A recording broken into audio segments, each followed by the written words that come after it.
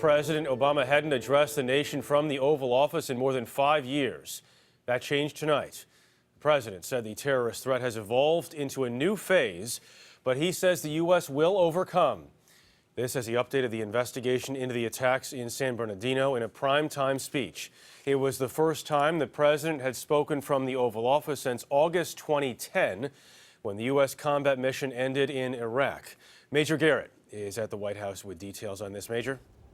Good evening, Jeff. The president knows the country is on edge, as worried as it ever has been about the malevolent and murderous influence of ISIS here in America. But the president did not outline any new military strategy to defeat ISIS, merely summarized the ongoing campaign in Iraq and Syria.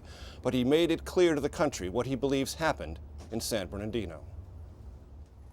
But it is clear that the two of them had gone down the dark path of radicalization, embracing a perverted interpretation of Islam that calls for war against America and the West. They had stockpiled assault weapons, ammunition, and pipe bombs. So this was an act of terrorism designed to kill innocent people.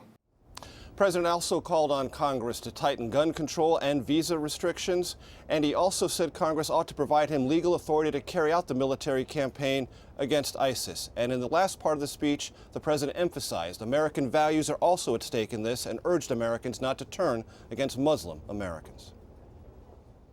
It is our responsibility to reject religious tests on who we admit into this country. It's our responsibility to reject proposals that Muslim Americans should somehow be treated differently. Because when we travel down that road, we lose.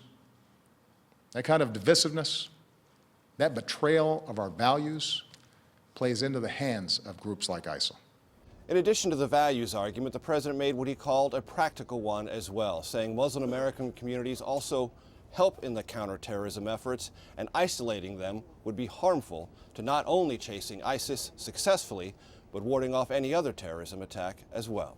Jeff? Major Garrett at the White House. Major, thank you very much.